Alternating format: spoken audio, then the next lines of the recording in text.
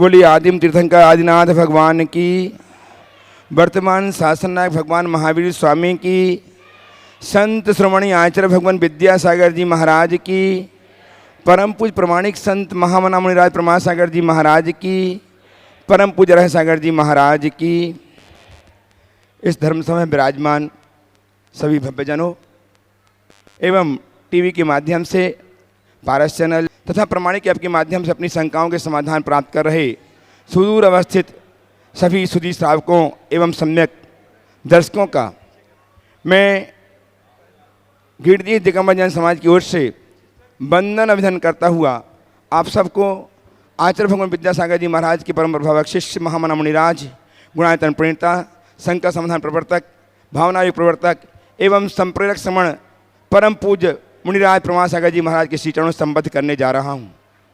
मैं गुरुदेव से आपको जोड़ूं, उसके पूर्व चाहता हूँ कि गुरुदेव का आशीष हमें प्राप्त हो।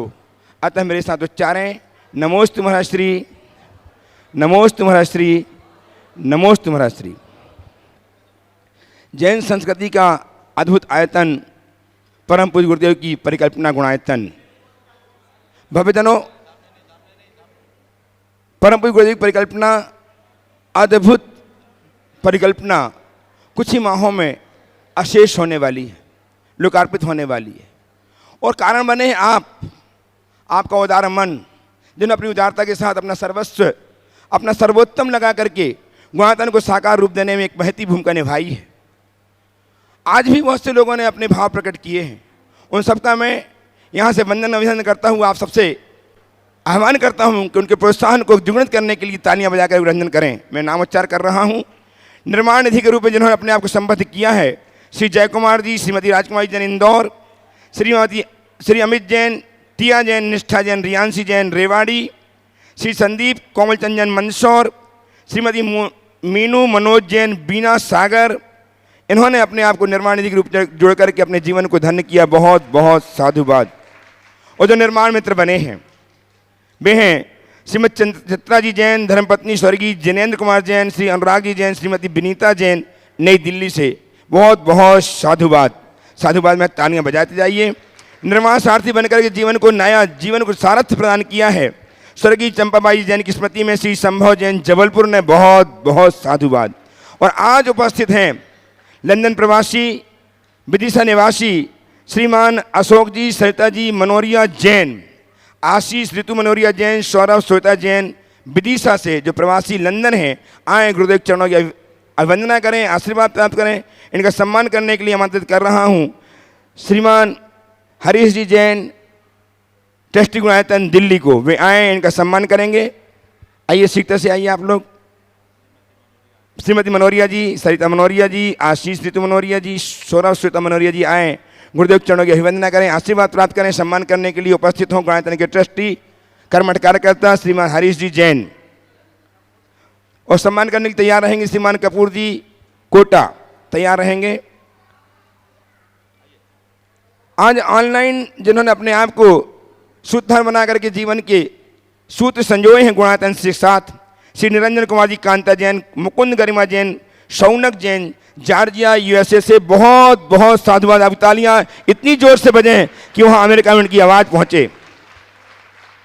और जिन्होंने आज अपने आप को गुणायतन के संस्थापक सदस्य के रूप में जोड़कर जीवन को धन्य किया है, ट्रस्टी के रूप में जोड़कर के जीवन धन्य किया है, गुरुदेव के चरणों में संबद्ध हुए हैं।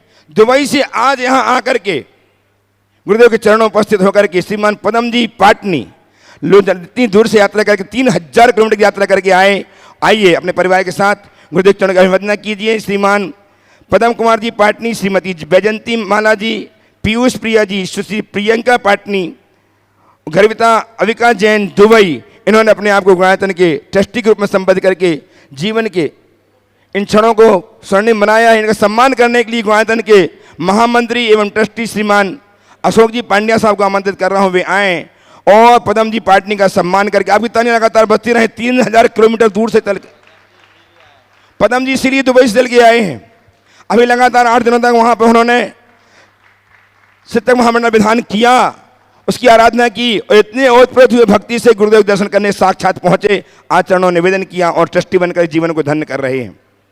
साथ ही आज श्रीमान श्री सत्येंद्र जी जैन, लिली जैन, रिदम जैन, राघव जैन कोलकाता, ये परिवार यहाँ उपस्थित हैं।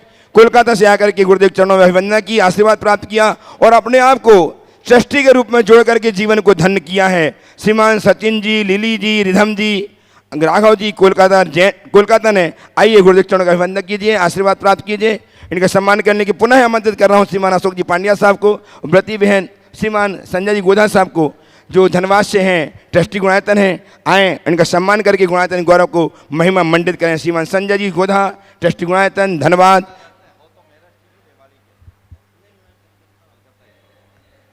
श्रीमान अशोक जी पांड्या साहब भी आ जाएं, गुणायतन महामंत्री, नगर गौरव गिरिडीह, इनका सम्मान करें। आप लगातार बसती रहें।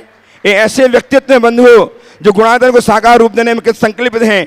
इनका कित संकल्प ही हमारे गुणायतन को साकार रूप देने में उद्यत हो रहा है।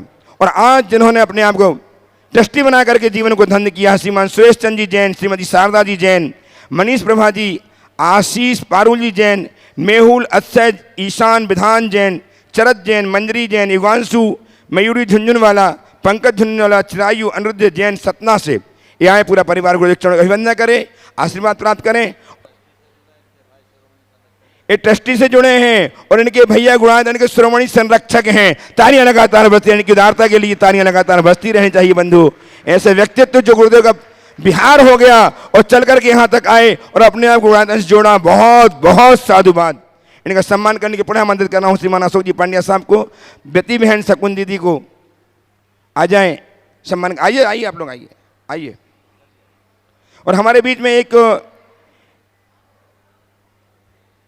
श्री स्वर्गीय श्री सुरेश चंद जी जैन की धर्मपत्नी श्रीमती रूप रानी जैन, पौत्र अनुराग जैन, राजीव संजय जैन, सिंघई परिवार कानपुर, इन्होंने स्वर्ण कार्य के लिए, गुणायतन के स्वर्ण कार्य के लिए एक स्वर्ण कंगन प्रदान करके जो लगभग 11 ग्राम का है, अपने जीवन को स्वर्णिम बनाया है।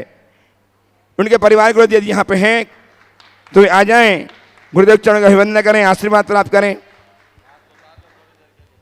मास्क निकाल लो। तालियां लगातार बजती रहें बंधुओं। आपकी तालियां आप इनके प्रोत्साहन को द्विगुणित करती हैं, इनके भावों को बढ़ाती हैं। आइए, स्वर्ण आपका स्वर्ण वाला है, बाजू लिखवा के लाओ, लिखवा आ जाइए। श्रीमान रविंद्र कुमार जी चौधरी साहब, जिन्होंने स्वर्ण कंगन प्रदान किया, उनके परिवार से, कानपुर के परिवार से यदि यहाँ पे हैं, जिन्होंने नाम लिखाया था मेरे पास में, आ जाएं और उनका सम्मान स्वीकार करके हमारे आ जाइए। नहीं, सरावी की परिवार से माता जी ने अपनी एक अंगूठी, कंठी, एक कंठी, स्वर्ण कंठी प्रदान की है स्वर्ण कार्य के लिए। बहुत बहुत आइए आ जाएं, गुरुदेव के दर्शन करें, आशीर्वाद प्राप्त करें, गुरुदेव से आशीर्वाद प्राप्त करें। सराव की परिवार ने एक स्वर्ण कंठी प्रदान करके जीवन को स्वर्णिम बनाया है। शिक्षक के साथ आए, गुरुदेव चरणों के अभिवंदन करें, आशीर्वाद प्राप्त करें और इनका सम्मान करेंगे अशोक जी पांड्या साहब। वाह वाह वाह, माँ ने कंठी प्रदान की तो बेटा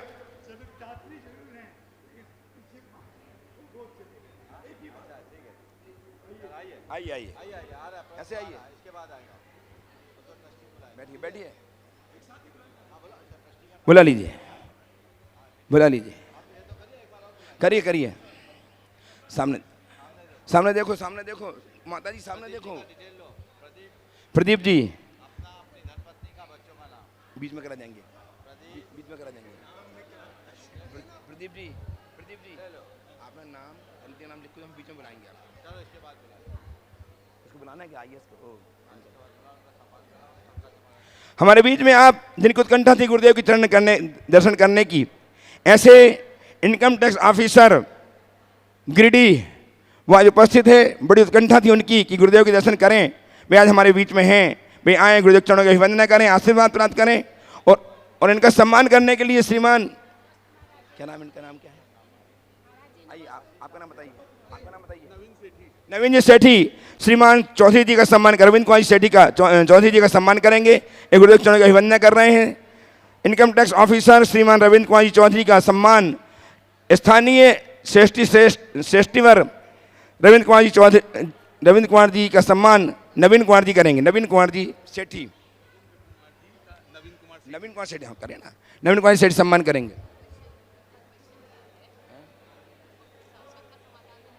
करने दो,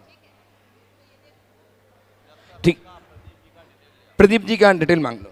प्रदीप जी बैठिए, आप बैठिए। हाँ ये दे दिया, कंठी ना आपकी कंठी, एक कंठी इन्होंने प्रदान की है श्रावकी परिवार ने। बहुत बहुत चैन, बहुत बहुत साधुवाद। इसका भजन करवाना पड़ेगा। बैठिए बैठिए, आगे बढ़िए, चलिए। और अब आपने शुरुआत कर दो। और एक और रोडूलाल जी शिमला जैन जयपुर, इन्होंने सोने की अंगूठी प्रदान करके जीवन को स्वर्णिम बनाया। बहुत बहुत साधुवाद। और मैं अब आपके बीच में बाधा नहीं बन रहा हूं, सीधे सीधे गुरुदेव के चरणों से आपको जोड़ रहा हूं। प्रथम प्रश्न के लिए आमंत्रित कर रहा हूं सुरेश चंद जी जैन परिवार को, जो सतना से हैं। अपना पहला प्रश्न प्रस्तुत करेंगे अपने स्थान में खड़े होकर के। श्रीमान सुरेश चंद जी जैन, थोड़ा शीघ्रता कर लीजिए। नमोस्तु महाराज जी, नमोस्तु महाराज जी, नमोस्तु महाराज जी। पापा पूछना चाहते हैं कि आप इतना मतलब अपने शरीर को कष्ट देके, तो वो हिंसक नहीं होता, हिंसा नहीं होती कि आप इतना भूखा रह के और सब? बहुत अच्छा सवाल आपने किया, पर एक सवाल मैं आपसे पूछता हूँ। मेरे पास आने के बाद या मेरे जैसे साधुओं के पास आने के बाद आपको क्या लगता है? अपने जीवन से हारा थका, कष्ट से पीड़ित व्यक्ति से मिल रहे हो या अपनी मस्ती में मगन एक साधु से मिल रही? क्या मिलते? बोलो बोलो, आप ही बोलो, वो नहीं बोल पाएंगे शायद। क्या आप बोलो, हमसे मिलते हो, हम जैसे साधुओं से मिलते हो तो क्या लगता है? जिंदगी से हारे थके, कष्ट में फंसे, पीड़ित व्यक्ति से मिल रहे हो या अपनी मस्ती में मगन किसी साधु से मिल रहे हो? साधु से मिल रहे हैं पूरा। तो फिर आप बताओ, मुझे कष्ट कहाँ है? दूर हो जाते हैं सब। मुझे कष्ट कहाँ है? आपसे ज्यादा सुखी कोई संसार में फिर ये होगा ही क्यों नहीं। बोल रहे हो आप अपने आप को कष्ट देते हो? अंतर आप में और हम में इतना है, आप सुविधाओं को भोगते हो इसलिए दुखी हैं और हमने सुविधाएं त्याग दी इसलिए सुखी हैं। जीवन में सुखी होने का ये मंत्र है। अगर अपने जीवन को सुखी बनाने रखना चाहते हो तो सुविधाओं का मोह त्यागिए। चलिए, यही तो उपस्थित हो श्रीमान। नमस्ते महाराज जी, यही तो जैन धर्म की बड़ी बहुत शिक्षा है। सुंदर। ओ नमोस्तु महाराज। हाँ बोलो सचिन। श्रीमान सत्यन जी जैन, लिली जी जैन, राघव जैन, रिदम जैन कोलकाता से उपस्थित हो और तैयार रहें। ओ उधर दीजिए, उधर। अशोक जी, सरिता जी मनोरिया परिवार, लंदन प्रवासी निवासी विदिशा। महाराज जी, हम लोग रेवाड़ी हरियाणा से आए हैं और मेरा ये प्रश्न मेरी एक बहन जो दिल्ली शालीमार बाग रहती हैं उनकी तरफ से है। महाराज जी, कुछ समय पहले मेरी बहन के साथ एक हादसा हो गया। वो बिजोलिया पारसनाथ दर्शन करने गए थे सब लोग, तो उस वक्त बहुत तेज़ बारिश आ रही थी वहाँ पर। तो वो गाड़ी में थे तो सब लोग तो गाड़ी से उतरे नहीं, लेकिन ये बहन को बहुत, मेरी बहन को दर्शन करने का बहुत मन था। बोला तुम उतरो ना उतरो, मैं तो दर्शन उतर के करूँगी। तो उस वक्त नीचे से बहुत पानी का प्रवाह तेज बह रहा था। तो जैसे ही वो दर्शन करने के लिए हाथ जोड़ने के लिए उतरी तो नीचे से पानी के बहाव में पता नहीं क्या कोई जहरीली चीज़, सांप, बिच्छू या कोई भी जहरीली चीज़ उसके पाँव में काट गई। तो उसके कुछ समय बाद वो पाँव इतना सूज गया और सारा जहर फैल गया। तो दिल्ली बड़े से बड़े अस्पताल में, गंगाराम वगैरह में उसका काफ़ी इलाज करवाया, लेकिन महाराज जी लाख कोशिश होने के बावजूद भी उसके दोनों पाँव और एक हाथ काटना पड़ गया। तो महाराज अब वो इतनी डिप्रेस्ड और डिमोरलाइज हो चुकी है, उसको हम लाख समझाते हैं कि कोई बात नहीं, कुछ होना होता है तो अच्छे के लिए ही होता है, क्या पता तुम्हारा जीवनी मृत्यु को प्राप्त हो, भगवान के दर्शन से बच गया हो या कुछ और बात हो। लेकिन वो कुछ नहीं समझती है, वो हमको उल्टा गुस्सा करती है कि तुमने मेरे को क्यों बचाया, इससे अच्छा तो मैं मर जाती तो ज़्यादा बढ़िया था। उसको इतनी डिमोरलाइज हो गई है महाराज। तो कुछ अपने मुखार बिन से कुछ अनमोल शब्द कहिए जिससे। सबसे पहले तो मैं उस बहन को आशीर्वाद देता हूँ। हाँ हाँ। और ये कहना चाहूँगा कि विपदा की घड़ी में अपने मन को मजबूत बनाओ और अपने आँखों के सामने उस आरुषि बहन की तस्वीर याद करो जिसे ट्रेन में चलती ट्रेन से फेंक दिया जाता है, जिसके दोनों पैर कमर के नीचे से कट जाते हैं और घंटों जिसके खून बहते रहते हैं, उसके बाद उसे फर्स्ट एड मिलती है और उसके बाद उसकी चिकित्सा होती है और वो लड़की एवरेस्ट फतह कर लेती है। वो उदाहरण लो, शायद आरुषि सिन्हा या ऐसा कुछ नाम है, आरुषि ही नाम है, आप लोग देखिएगा, आप लोगों ने सुना होगा ना? जी जी। तो अब उस बहन से कहो कि हताश मत हो। आप मंदिर गए, कायदे से इस तरह का रिस्क नहीं लेना चाहिए। जब बाढ़ का पानी है और बहुत तेज प्रवाह है तो गाइडलाइन के मुताबिक उसमें पैर रखना उचित बात नहीं। अब ऐसा कोई रखे और हम धर्म क्षेत्र में गए इसलिए ऐसा हो गया, तो आप धर्म क्षेत्र में हो चाहे कहीं हो, जहर पियोगे तो मरोगे, कोई नहीं बचा सकता। हमको अपनी बातों को ठीक तरीके से समझकर करना चाहिए। वो गलती उनने की, इस कारण ये दुर्घटना घटी।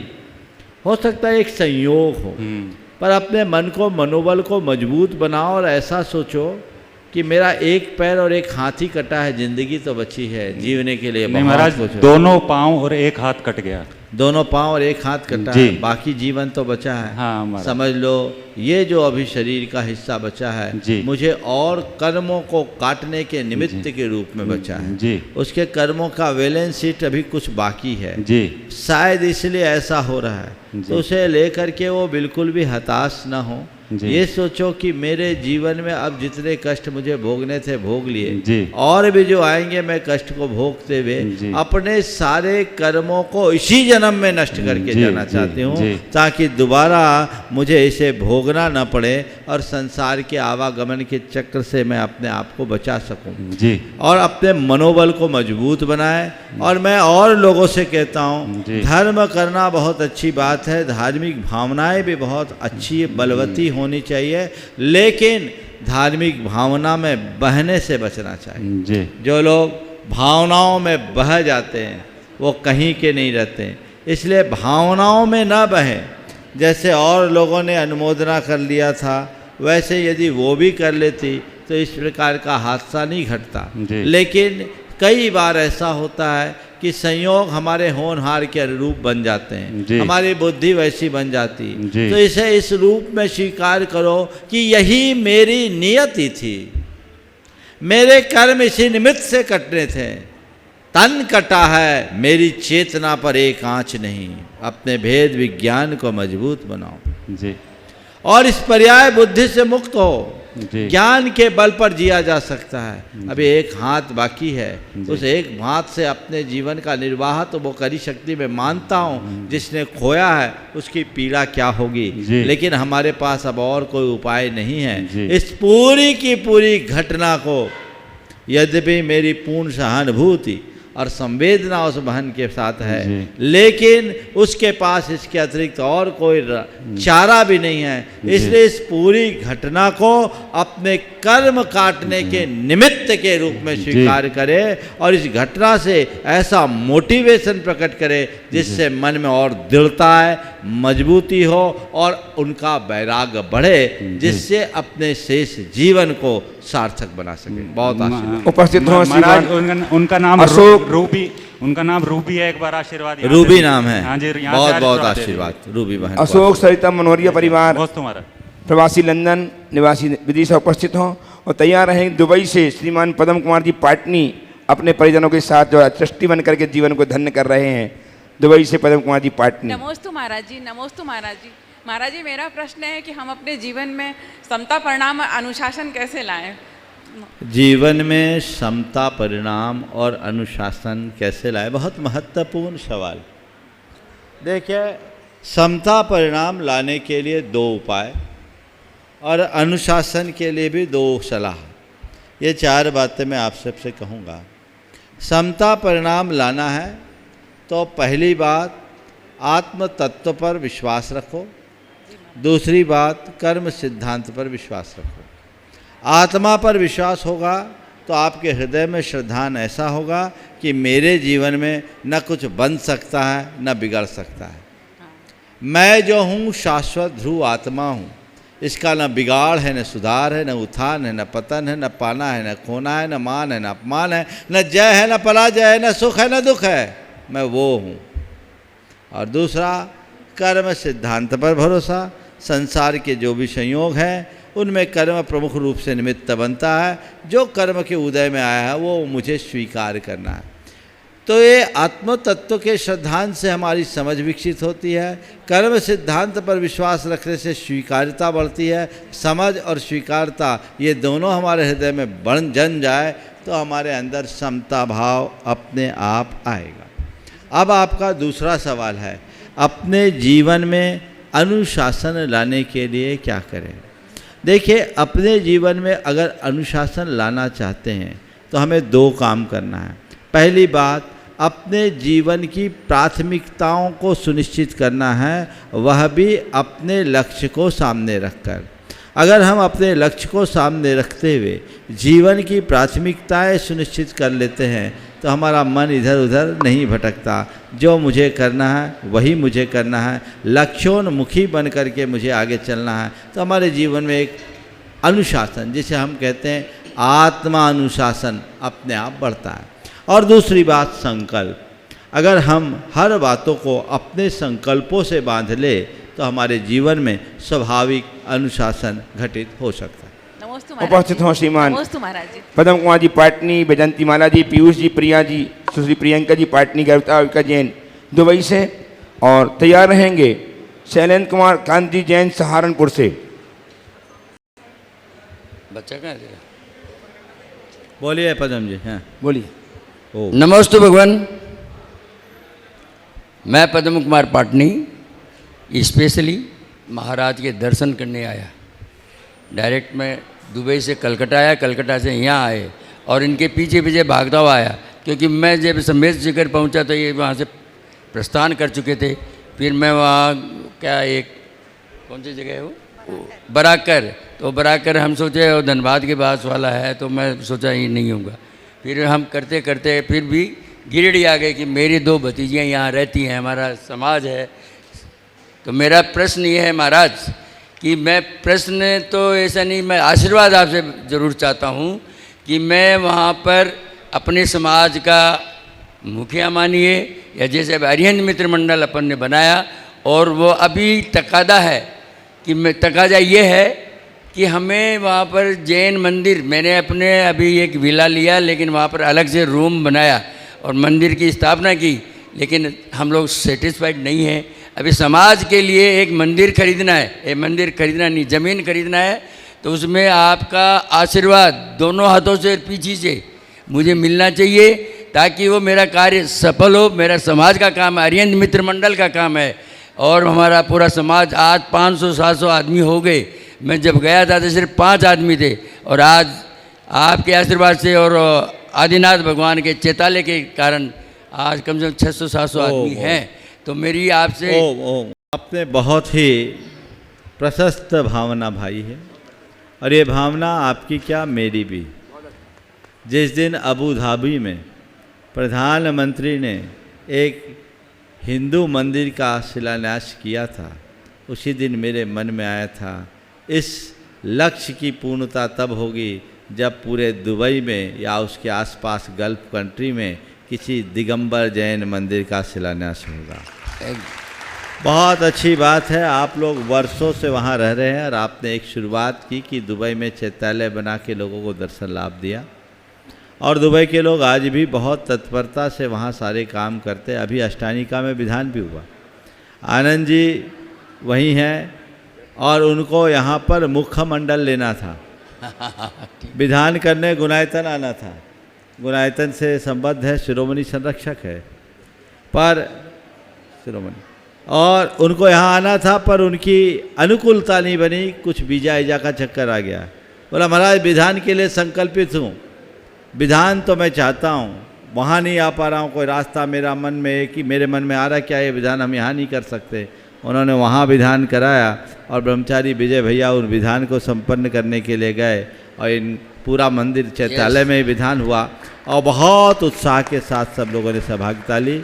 उनने जब मुझसे आशीर्वाद चाहा था तो मैंने यही कहा था, इस विधान का फल चाहते हो तो यही कि फल चाहो कि भगवान चैत्यालय को हम भव्य जिनालय का रूप दे सके।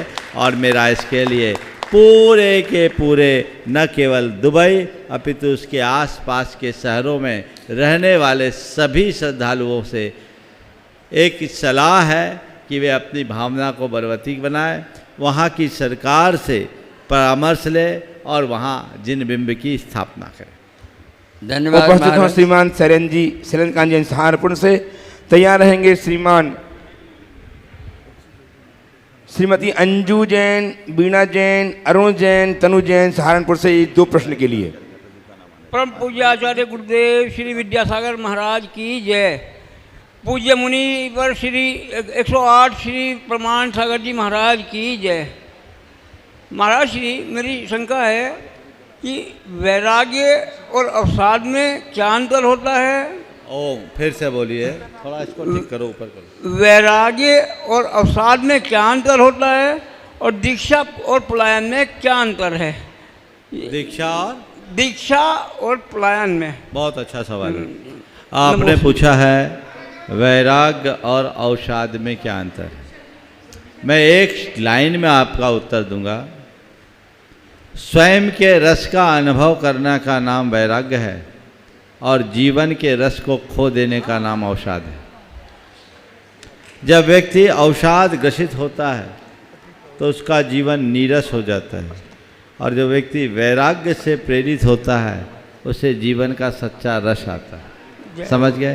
ये दोनों में बुनियादी अंतर है। और दीक्षा और पलायन में आपने बहुत अच्छा अंतर पूछा है। मेरी दृष्टि में अपने कर्तव्यों से विमुख हो जाना पलायन है, और अपनी आत्मा के कल्याण को जीवन का मूल कर्तव्य मानकर जीवन को एक निश्चित दिशा में बांध देने का नाम दीक्षा है। नमोस्तु गुरुदेव, नमोस्तु गुरुदेव, नमोस्तु गुरुदेव। आगे बोलिए। हाँ। उपस्थित हों श्रीमती अंजू जी, बीणा जी, अरुण जी, तनु जी जैन।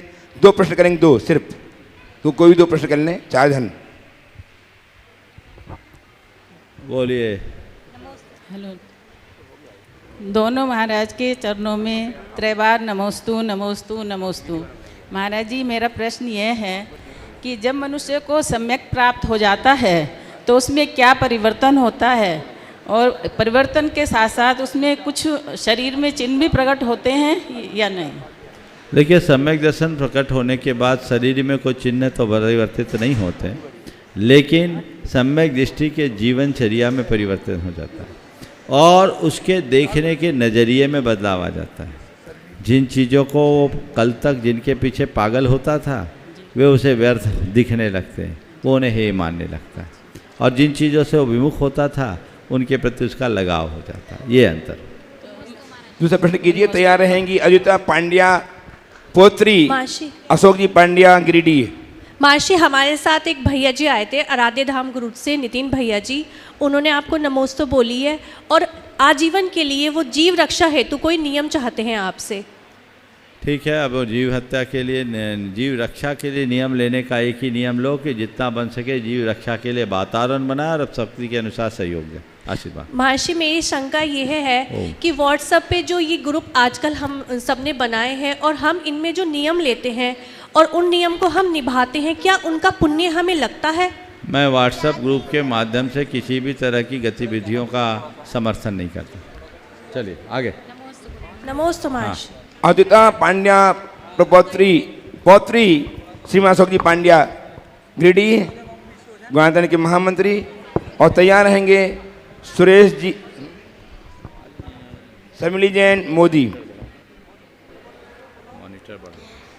नमोस्तु महाराज जी, मेरा नाम अद्विता जैन है। मुझे आपसे पूछना है कि आप मुनि महाराज क्यों बने?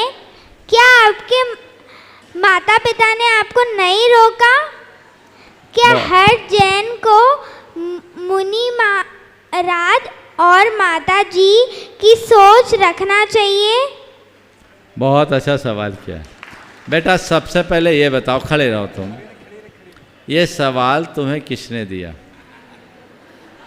मेरे मम्मी पापा ने। हाँ, बहुत अच्छा है, अच्छी बात है। ये सवाल बच्चों के मुख से पूछवाया गया, क्योंकि बड़ों से अगर पूछा जाता तो लोग उसको कोसते कि ये कैसा सवाल कर रहा है। लेकिन मैं समझता हूँ ये सवाल बहुत ज़रूरी सवाल है, और बच्चे के मुख से पूछवा करके बड़ों को एक अच्छा संदेश इस सवाल के रूप में दिया जा रहा है। तुम पूछ रहे हो कि आप मुनि महाराज क्यों बने। मैं एक ही लाइन में इसका उत्तर दूंगा, क्योंकि मुझे मेरे जीवन से बड़ा प्यार हो गया। समझ गए? मैं अपने जीवन की सुरक्षा चाहता, मैं अपने जीवन की सलामती चाहता था, मैं अपने जीवन को सब प्रकार के दुखों से मुक्त करना चाहता था।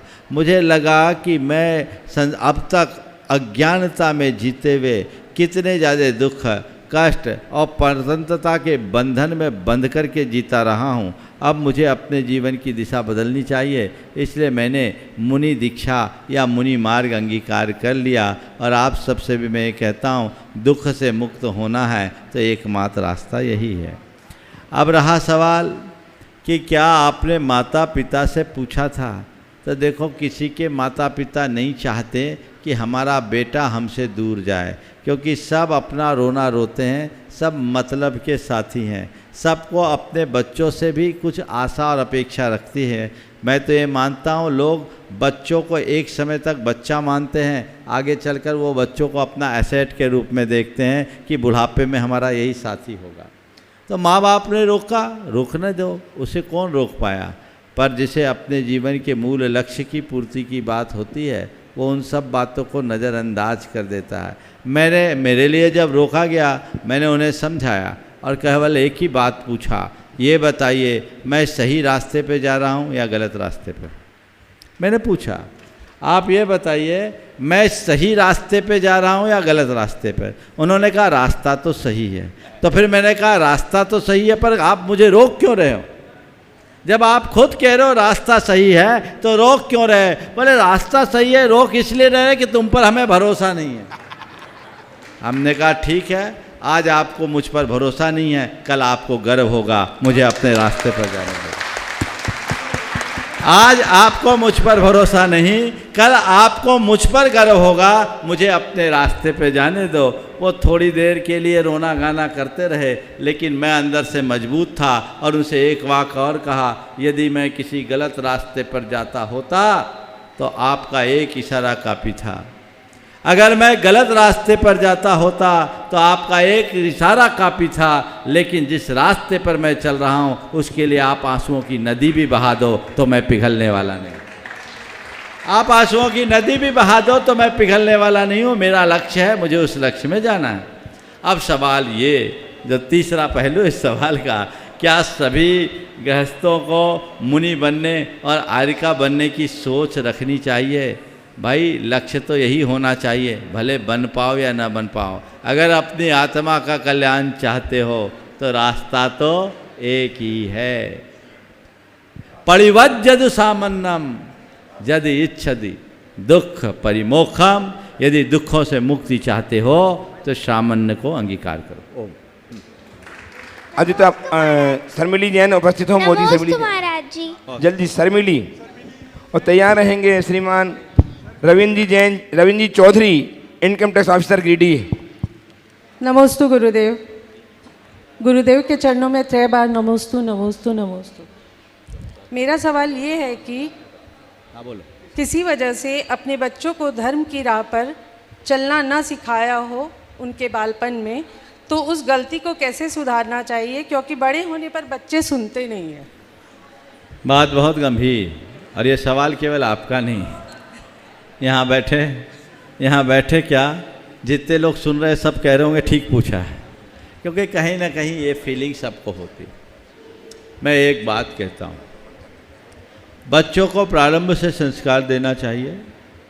और आपने बोला कि एक उम्र में आने के बाद बच्चे सुनते नहीं हैं, तो मैं एक सलाह देता हूँ, बच्चे अगर सुनते नहीं हैं तो उन्हें सुनाने की आदतें बंद कर दीजिए, उनको बोलना बंद करिए।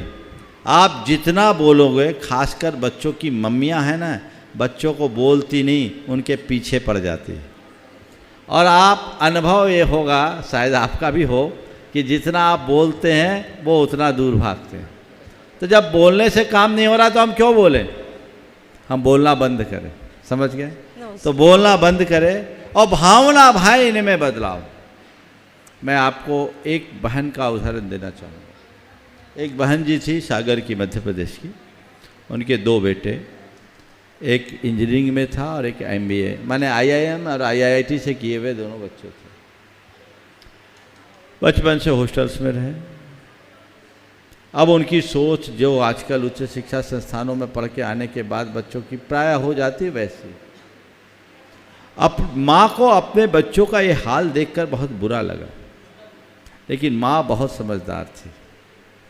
माँ ने क्या किया, जब एक बार बच्चों से बोला, बेटे देख तुम लोग आज इतना आगे बढ़े, इसका मुझे गर्व है, पर एक बात का बड़ा दुख है कि तुम लोगों ने मर्यादाओं को धूमिल किया, मर्यादाओं को खंडित किया।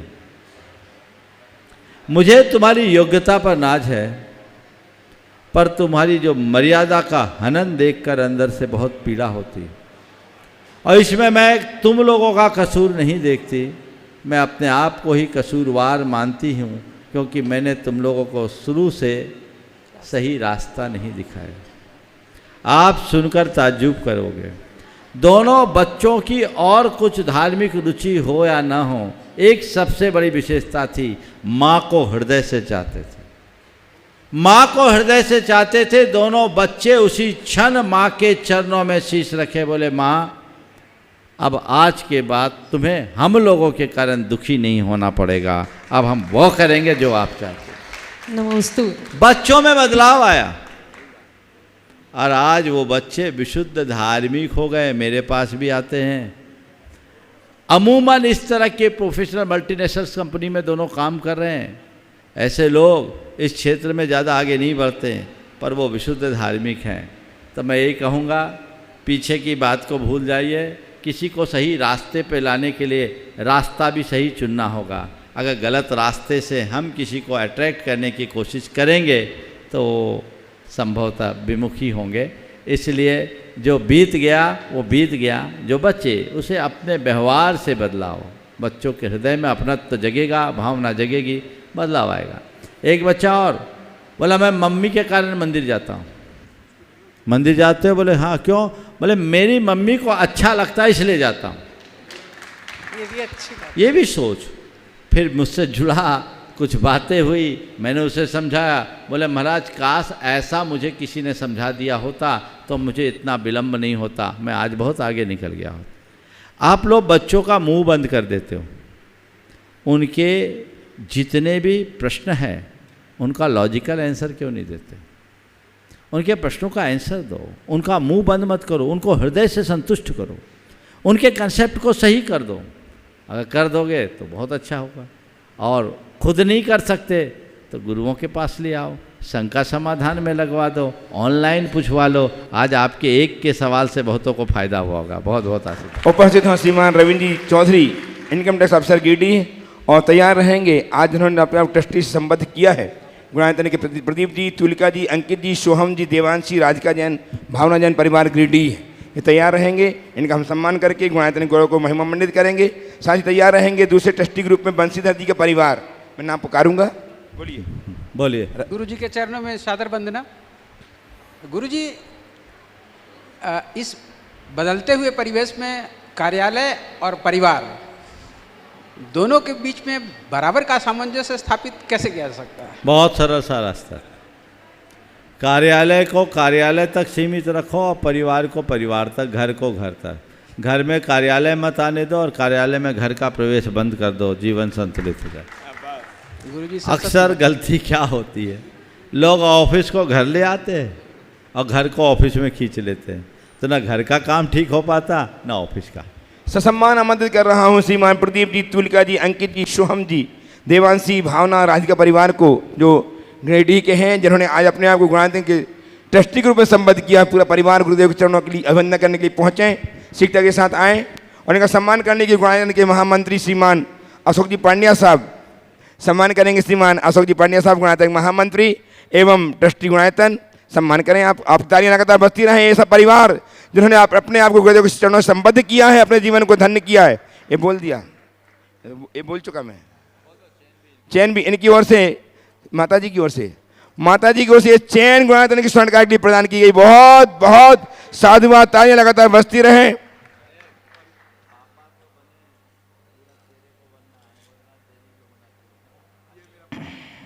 चलिए सम्मान करेंगे श्रीमान अशोक जी पांड्या साहब, महामंत्री गुणायतन एवं ट्रस्टी गुणायतन।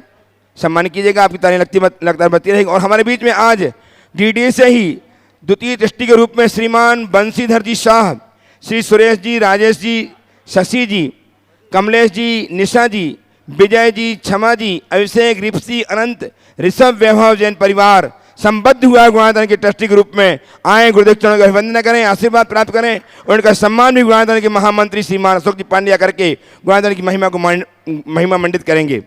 शिक्षक से आप तालियां लगातार बजाएं, ऐसी तालियां बजाएं, ऐसी तालियां बजाएं। वयोवृद्ध समाज के वयोवृद्ध सदस्य श्रीमान बंशीधर जी शाह, पूरा परिवार आ जाए, गुरुदेव चरणों का अभिवंदन करें, आशीर्वाद प्राप्त करें। कहाँ है? और श्रीमान प्रदीप जी तुलका जी परिवार प्रश्न करेंगे, अपना प्रश्न प्रस्तुत करेंगे। प्रदीप जी तुलका जी का परिवार प्रश्न प्रस्तुत करेगा, तैयार रहेंगे। आ जाए बंशीधर जी परिवार, शाह परिवार से सभी जन आशीर्वाद प्राप्त करें गुरुदेव का। आपकी चरणों, आपकी तालियां लगातार इनके लिए सम्मान के लिए बजती रहनी चाहिए। और इसी आपकी हो, मैं घोषणा कर चुका हूँ आपका। सुरेश चंद जी जैन की धर्मपति, श्रीमती रूपरानी जैन, पौत्र अनुराग जैन, राजीव संजय सिंघई जैन परिवार कानपुर, इन्होंने एक स्वर्ण कंगन स्वर्ण कार्ड के लिए प्रदान किया है। बहुत बहुत साधुवाद। आप उपस्थित हैं, उनकी आप बेटी हैं, उनकी बेटियां उपस्थित हैं। इनका सम्मान करने के लिए श्रीमान पांड्या जी इनका सम्मान भी करेंगे। आइए आप पहुंचिए। और इसी क्रम में सरोज जी चौधरी, इन्होंने एक स्वर्ण अंगूठी गिरिडीह से हैं प्रदान किए। बहुत बहुत साधुवाद। सहारनपुर से अरुण कुमार जी, विभोर जी जैन, इन्होंने 11,000 की राशि गुणायतन के निर्माण के लिए प्रदान किए। बहुत बहुत साधुवाद। ये सारी रसीद आपको अभी हम प्रदान करेंगे। प्रश्न के लिए उपस्थित हों श्रीमान सचिन जी, हाँ प्रदीप जी उपस्थित। महाराज जी, कुछ दिन पहले परिवार में एक विपत्ति आई थी। उस समय मन में एक भाव आया था कि लोग कहते हैं कि माने प्रेम और प्यार, परिवार में प्रेम और प्यार व्यक्तियों के बीच में अच्छा होता है, मगर वही प्रेम और प्यार एक सर्टेन लेवल के बाद मोह में कन्वर्ट हो जाता है। तो उसकी एक लाइन समझ में नहीं आती है कि वो प्यार मोह में कब कन्वर्ट हो जाता है और कब वो अच्छाई बुराई में परिणित हो जाती है। तो अगर इस पर बहुत अच्छा सवाल है। सबसे पहले तो प्रदीप भाई वहीं खड़े रहो, मैं आशीर्वाद देता हूँ तुम्हें और तुम्हारे परिवार को। आज गुणायतन में सम्मिलित हुए हो, आधिकारिक रूप से भले आज सम्मिलित हुए, मेरी दृष्टि में तो बहुत पहले से थे। और मैं चाहूँगा अपनी सक्रियता भी इसी तरह बना के रखो। आपने सवाल किया कि प्रेम और त्याग हमारे मोह की परिणति से मुक्त कैसे हो। देखिए, कोई भी गुण हो, एक सीमा से बाहर जाने पर वो मोह का रूप लेती है। क्या है? जब तक कोई भी कर्म हम कर्तव्य के भाव से करते हैं, वो गुण हो जाता है। और जब उस कार्य में कर्तृत्व का अहंकार हो जाता है, दोष आ जाता है। बस यही दोनों के बीच की एक सीमा रेखा है। मैंने जो कुछ भी किया वो मैंने किया नहीं, वो मेरा कर्तव्य था या है, मुझे अपना कर्तव्य निभाना है, एक भाव। और दूसरा भाव, ये मैं करता हूँ, मेरे बिना इनका पत्ता नहीं हिल सकता, या मेरे बिना इनका क्या होगा, मैं इधर उधर हो गया तो इनका क्या होगा। इस घड़ी जो कुछ भी है सारा दारो मदार मुझ पर ही है, ये मोह के लक्षण। वस्तु के स्वरूप को समझो और एक बात अपने मानस में अंकित करो कि हम केवल निमित्त हैं, कर्ता नहीं।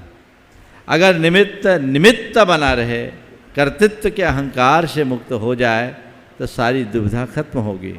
आप लोग मेरी भावना में ये बोलते भी हो, फैले प्रेम परस्पर जग में, मोह दूर ही रहा करे। इसी वाक्य से प्रेरणा आई थी। बहुत सुंदर। हाँ बोलिए। बंशीधर जी परिवार से उपस्थित हो मेरे प्रश्न के लिए। तैयार रहें श्रीमती राजश्री प्रदीप जी बजाज गिरिडी, और उसके पश्चात तैयार रहेंगे अशोक जी पांड्या साहब एक प्रश्न के लिए। नमोस्तु गुरुवर। अपने शास्त्र में 4 प्रकार के दान बताए गए हैं, इसके अतिरिक्त करुणा दान भी है। आप हमें बताएं गुरुवर, करुणा दान ज़्यादा उत्तम है ये वो 4 प्रकार के दान? इसके अलावा यह करुणा दान क्या है, किस पर करना चाहिए और इसका फल क्या है? देखिए, सबसे पहले तो मैं ये कहूँगा दान उत्तम है, कौन ज़्यादा और कौन कम ये नहीं बोलूँगा। ऐसा इसलिए कि आप सब लोग बनिया हो, मैं जिसका महत्व बता दूंगा आप पूरा फोकस उस पर ही करोगे, दूसरे को भूल जाओगे। समझ गए? तो दान उत्तम कर्म है, जहाँ जब जैसी आवश्यकता हो वहाँ करना चाहिए। लेकिन इस प्रश्न के जवाब में मैं एक बात करूँगा, एक सवाल करूँगा। हम लोग दान क्यों करते हैं? क्या जवाब है आपका? नहीं, हम दान करते हैं उपकार के लिए। क्या करते हैं? अनुग्रहार्थम स्वस्याति सर्गो दानम।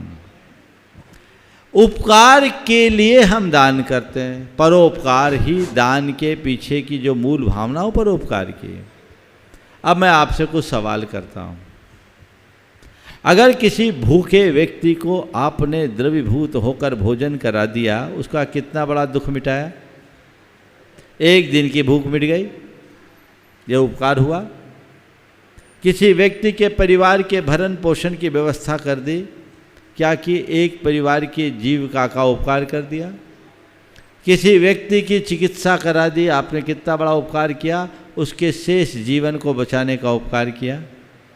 पर आपके किसी निमित्त से किसी व्यक्ति के लिए सम्यक दर्शन हो गया, उसके कितने भवों का दुख दूर हुआ? भव का दुख दूर हुआ ना? हुआ कि नहीं हुआ? अब बोलो उपकार किस में बड़ा है, तात्कालिक या दीर्घकालिक? समझ गए? तो ये पारमार्थिक कार्य है जिससे व्यक्ति की आत्मा पुष्ट होती है, और बाकी लौकिक दान है जिससे व्यक्ति की ज़रूरतें पूर्ण होती हैं। किसी की ज़रूरतों को पूरा करना हमारा कर्तव्य है, और किसी की ज़रूरतों को ख़त्म कर देना हमारा धर्म है। ऐसा रास्ता दिखाएं कि उसकी ज़रूरत ही सीमित हो जाए, वो मोक्ष मार्ग में आगे बढ़कर अपने जीवन का पथ प्रशस्त कर सके, वो हमें देखना है। तब आप कहोगे महाराज आपने बिल्कुल ठीक कह दिया, अब कल से थोड़ा बहुत जो करना दान करते थे वो बंद। नहीं, उसको बंद नहीं करना, वो भी कर्तव्य है। कुछ कार्य पुण्य पाप की भावना से किया जाता है और कुछ कार्य मनुमानवीय संवेदना से किया जाता है। अगर कोई व्यक्ति किसी पीड़ित व्यक्ति की उपेक्षा करके निकलता है तो उसे मैं धर्मी तो बहुत दूर की बात है, इंसान कहना भी पसंद नहीं करूँगा। वो तो हमारी मानवता के विरुद्ध है। वो कर्तव्य है जिसे हमें करना चाहिए, लेकिन उसको उतने ही लेवल तक। मैं अक्सर इस विषय में उदाहरण देता हूँ, शायद आप लोग सुनोगे तो याद आ जाएगा, पर बहुत फिट बैठता है, आज फिर दे देता हूँ। हमारे जीवन में 2 तरह के काम होते हैं, एक अर्जेंट और दूसरे इम्पोर्टेंट। याद आ गया होगा? दोहरा दूँ, है ना? कई बार ऐसा होता है कि अर्जेंसी होने के कारण इम्पोर्टेंट कार्य को भी छोड़ना पड़ता है। मान लो किसी व्यक्ति की प्रधानमंत्री से मुलाकात तय हो गई, अब उसके चेंबर में जाना ही था और जाने ही वाले थे कि अचानक सिग्नल दूसरा आ गया, पेट खराब हो गया, शौच की इच्छा हो गई। अब वो व्यक्ति क्या करेगा? पहले टॉयलेट में जाकर अपना अर्जेंट काम निपटाएगा या इम्पोर्टेंट मीटिंग के चक्कर में अपना कपड़ा ख़राब करेगा? क्या करेगा? समझ गए ना? तो अर्जेंट आ गया। तो कभी ऐसी हाजत हो जाने से टॉयलेट में जाना ठीक है, लेकिन टॉयलेट में ही बैठे रहना ठीक बात नहीं है। समझ गए ना? तो जहाँ जब जैसा प्रसंग और परिस्थिति हो उसी के अनुरूप दान करना चाहिए। अब किसको करुणा का पात्र मानना चाहिए? उस व्यक्ति को जो भी पीड़ित हो, प्रथम तया तो क्लिष्टेषु जीवेषु कृपा परतम। लेकिन वे लोग जो पेशेवर बन गए हैं उनको कुछ भी नहीं देना चाहिए। वो करुणा के पात्र नहीं हैं, वो तो अभिनय कर रहे हैं। जो वास्तविक पात्र है उसे हमें देना चाहिए। उपस्थित हों श्रीमती राजश्री प्रदीप जी बयाता गिरिडीह है, और इस बीच में श्रीमती गुणमाला जी शाह, माता श्री विनोद जी, प्रदीप जी शाह ने एक अंगूठी स्वर्ण कार्य के लिए प्रदान की। बहुत बहुत साधुवाद। राजश्री जी उपस्थित हों, तैयार हैं। सौम्या सेठी, अमन सेठी, सौम्या अमन सेठी तैयार रहेंगे। सीता कीजिए, बोलिए बोलिए, बोलो। हाँ। मुनिद्वय के चरणों में नमोस्तु नमोस्तु नमोस्तु। गुरुदेव, अपने जैन आगम में बाबा शब्द का प्रयोग कहीं भी देखने पढ़ने में नहीं आता। अन्य मत के लोग बाबा शब्द का प्रयोग करते हैं, तो इससे आने वाले समय में ऐसा न हो कि अन्य बाबाओं के साथ हमारे संतों को भी, ईश्वर को भी उसी श्रेणी में जोड़कर देखा जाना लगे, तो क्या होगा? क्या बाबा शब्द बोलना उचित है? और हमारे तीर्थंकर तो 18 दोषों। सबसे पहले बाबा शब्द का अर्थ देखो। ये जनपद सत्य है, जिस क्षेत्र में जो भाषा प्रयोग में आए उसका उपयोग करना चाहिए। बाबा कैसे बना मालूम? बा से बाबा बना। बा यानी श्रेष्ठ, और जो श्रेष्ठों में भी श्रेष्ठ है उसका नाम बाबा। बा का अर्थ होता है श्रेष्ठ, और जो डबल बा है यानी श्रेष्ठों में भी श्रेष्ठ है, वो बाबा है। इस अर्थ में यदि कहीं बाबा शब्द का प्रयोग हो तो कोई बुराई नहीं है। ये बात और है कि हमारे यहाँ जिनेंद्र बोलते हैं, भगवान बोलते हैं, मुनि बोलते हैं, गुरु बोलते हैं, लेकिन ये जनपद सत्य है। कई जगह हम बाबा ही बोलते हैं, जैसे कुंडलपुर में बड़े बाबा और उनकी शरण में रहने के कारण छोटे बाबा। तो ये हर व्यक्ति के हृदय में है। तो बा है क्योंकि श्रेष्ठ में भी श्रेष्ठ हैं, इसलिए बोलो बाबा। बहुत बढ़िया। सौम्या अमन सेठी तैयार है, उपस्थित हों। तैयार हैं सुमन शाह, नेहा सेठी। गुरुवर के चरणों में कोटि कोटि नमोस्तु नमोस्तु नमोस्तु। महाराज श्री, मेरी शंका यह है कि एक नेक और सच्चे व्यक्ति को धार्मिक होना ज़्यादा आवश्यक है, या एक पूजा पाठ करने वाले धार्मिक व्यक्ति को मंदिर परिसर के बाहर सच्चा और नेक होना? फिर से नीचे की लाइन बोलिए। एक ऊर्जावान व्यक्ति, धार्मिक व्यक्ति को मंदिर से बाहर, आखिरी क्या बोला? व्यक्ति को मंदिर परिसर के बाहर सच्चा और नेक होना। सच्चा और नेक होना। देखिए, धार्मिक व्यक्ति को नेक और सच्चा होना ही चाहिए। और मैं कहूँगा जो व्यक्ति नेक और सच्चा है, यदि धार्मिक बन जाए तो सोने में सुगंध। ठीक, नमोस्तु महाराज। बोलिए। अमन सेठी, सुमन शाह, नेहा सेठी तत्पर रहें। जल्दी बोलो बेटा। नमोस्तु महाराज जी। किधर है? मेरा प्रश्न ये है कि बोलो बोलो बोलो। हाँ बोलो बोलो। हाँ, मेरा प्रश्न ये है कि क्या भूत प्रेत असल में होते हैं या सिर्फ बच्चों को कहानियों में डराने के लिए होते हैं? देखो, मैं तो ये कहता हूँ, ये भूत प्रेत के चक्कर में पड़ो मत। सबसे बड़ा भूत मन का भूत होता है, समझ गए? इसलिए कहानियों में होते हैं, शास्त्रों में इनका उल्लेख भी है, लेकिन वर्तमान में जितने भी किस्से आते हैं वो मन से ज़्यादा जुड़े होते हैं। इसलिए मन को स्ट्रॉन्ग करो, सब भूत चला जाएगा। और असली भूत तो डर का है। निडर बनो, भूत हावी नहीं होगा। उपस्थित सुमन शाह, नेहा सेठी तैयार रहें। तैयार हैं वसुधा सेठी। वसुधा सेठी तैयार रहेंगी। बोलिए। मुनिद्वय के चरणों में मेरा सत सत नमन। महाराज श्री, मेरी जिज्ञासा है कि दिगंबर धर्म के आचरण में और कुंद स्वामी धर्म के आचरण में क्या अंतर है? दिगंबर धर्म के आचरण में और कुंद स्वामी धर्म के आचरण में क्या अंतर है? ये आजकल व्हाट्सएप में अनावश्यक लोगों ने बितंडा खड़ा कर रखा है। जिन्होंने कुंद आचार्य के स्वरूप को नहीं समझा, वो एक प्रकार से आवाज़ कर रहे हैं।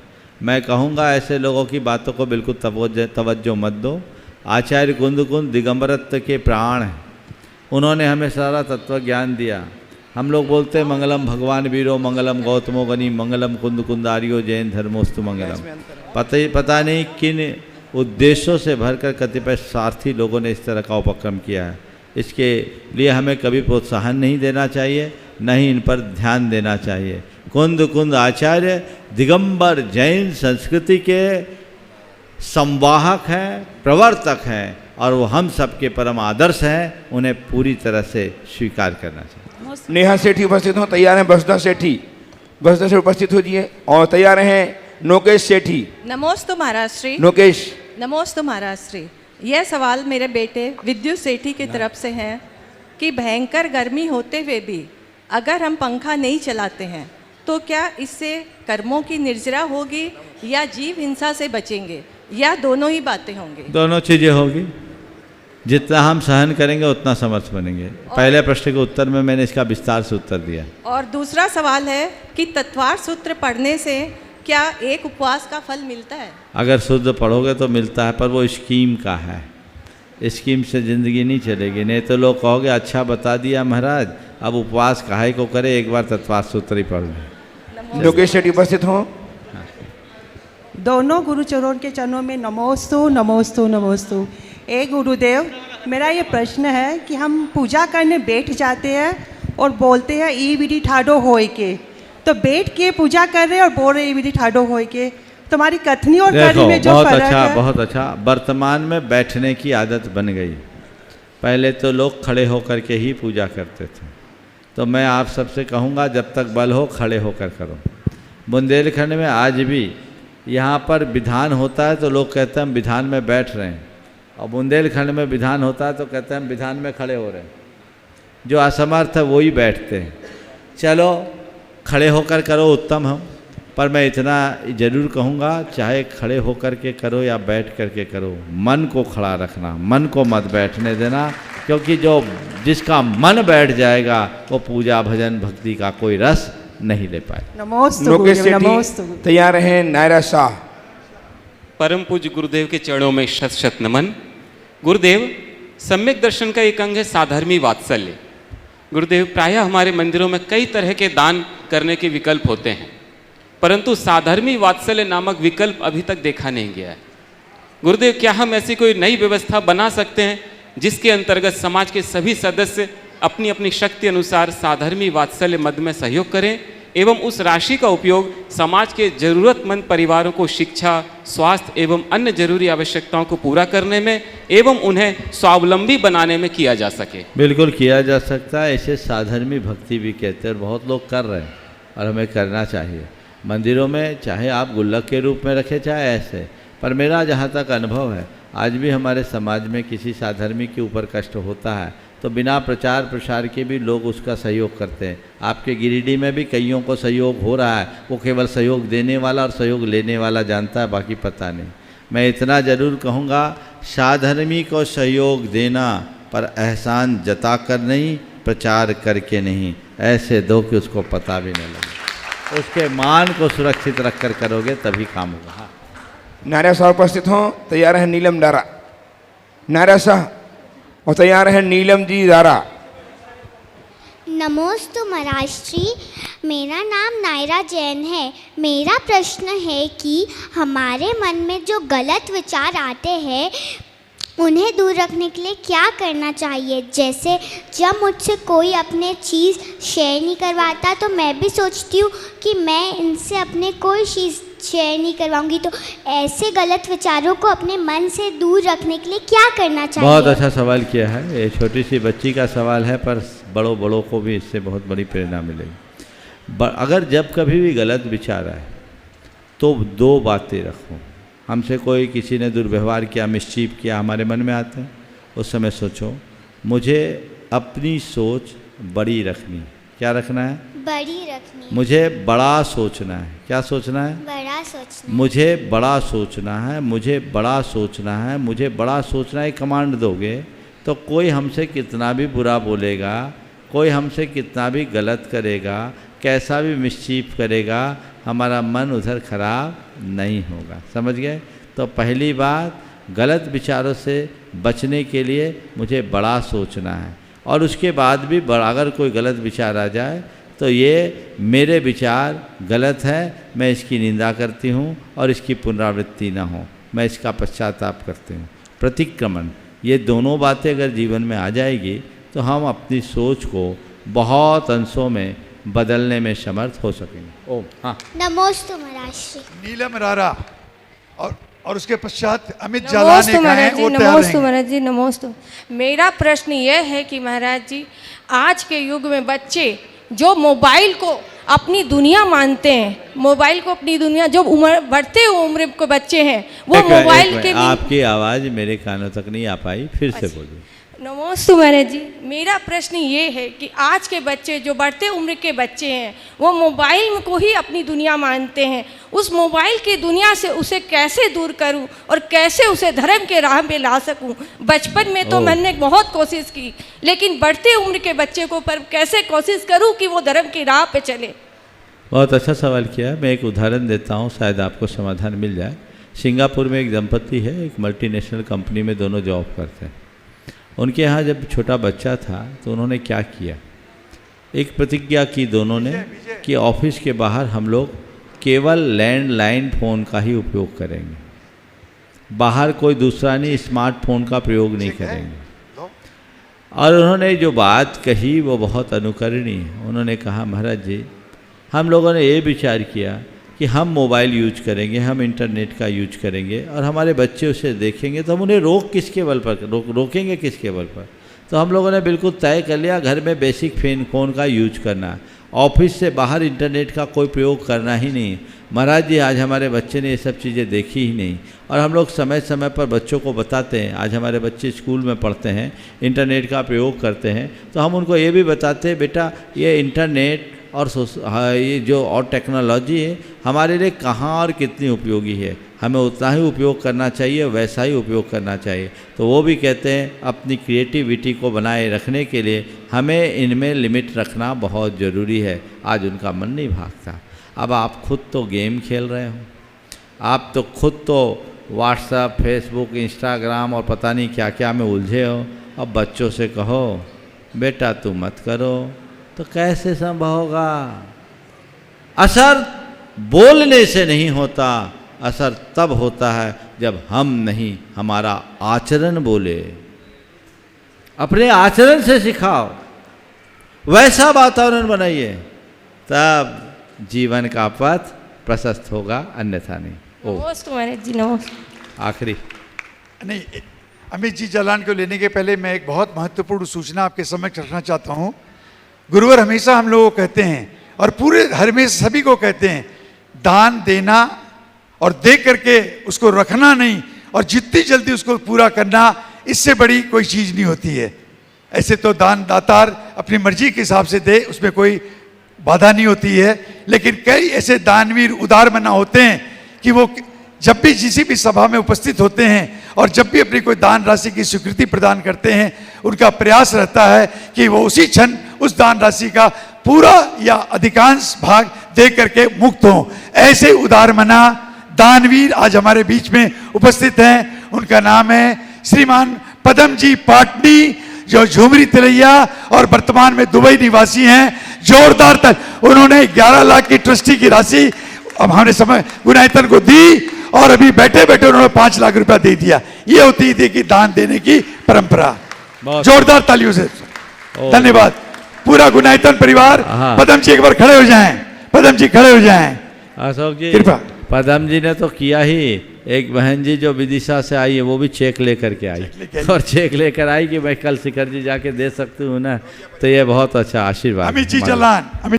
मुनिवर, हमें इस मृत्युलोक में परमात्मा भेजते क्यों हैं? हमारा उद्देश्य क्या है और इस उद्देश्य की राह पर कैसे चले? बहुत अच्छा सवाल आपने किया है। इस मृत्यु लोक में हम क्यों आए, हमारे जीवन का उद्देश्य क्या है? जहाँ तक सवाल परमात्मा का है, इसमें सबकी अलग अलग अवधारणा है। जैन धर्म कहता है परमात्मा हमें न कहीं भेजता है न बुलाता है, ये सृष्टि शाश्वत है, अनवरत चल रही है, चलते आती है। हमारे शुभ अशुभ कर्म ही हमारे लिए जन्म जन्मांतरों में भटकाते हैं। चलिए, चाहे हम कर्म को माने या परमात्मा को माने, एक जुदी बात है, पर यह बात जरूर है कि सृष्टि में आने का हमारा उद्देश्य क्या है। एक ही बात मैं कहूँगा, कोई बीज क्यों बोया जाता है?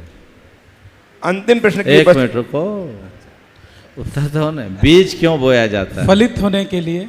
बस फलेगा, यानी फूल लगे, फल लगे ना।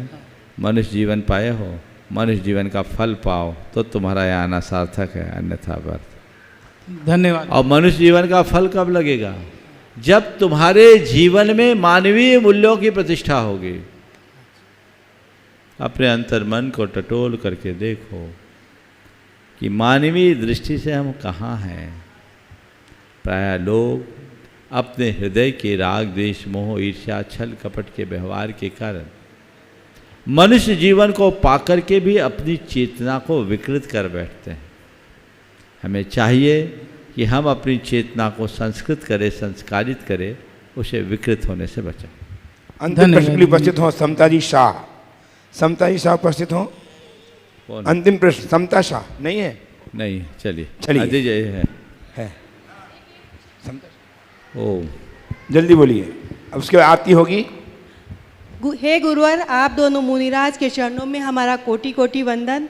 मैं समता शाह ये पूछना चाहती हूँ कि कोई इंसान मंदिर तो पूरी भक्ति भाव से जाता है, लेकिन ना चाहते हुए भी अगर भक्ति करते समय उसके भाव बिगड़ जाए तो ऐसे में इंसान को क्या करना चाहिए और उसे क्या दोष लगता है? देखिए, भाव बिगड़ने के दो वजह होते हैं।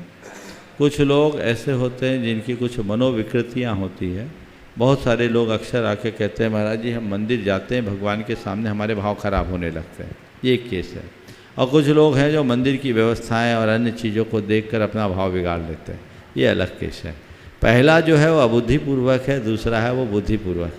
अगर अबुद्धिपूर्वक आप भाव बिगाड़ के शिकार हैं तो उधर ध्यान देना बंद करो, क्योंकि आप कर नहीं रहे, हो रहा। आप उस पर जितना ध्यान दोगे वो चीज़ें आपके ऊपर हावी होगी, धीरे धीरे वो चीज़ें ख़त्म होगी। और बुद्धिपूर्वक अगर आपके भाव बिगड़ते हैं तो आप अपने मन को संकल्पित करें कि मैं मंदिर आया हूँ अपने भावों को संभालने के लिए, बिगाड़ने के लिए नहीं। यदि कुछ ऐसा वैसा होता वहाँ से खिसक जाए तो रास्ता ठीक हो सकेगा। इस प्रकार पटना से एक जिज्ञासु रीटा जी, पटना से एक मात्र रीटा जी। पटना वाले तो अभी रास्ता भर चलेंगे, अब छोड़ो, ऑफलाइन है, ऑफलाइन है, कल पूछना। नमस्ते। अब ऐसे भी आज 10 मिनट एक्स्ट्रा चला है, बहुत ज़्यादा सवाल। चलिए, आज के सवाल बहुत अच्छे सवाल हैं और गिरिडीह के माध्यम से आज देश को बहुत बहुत अच्छा संदेश मिलेगा। सभी को आशीर्वाद।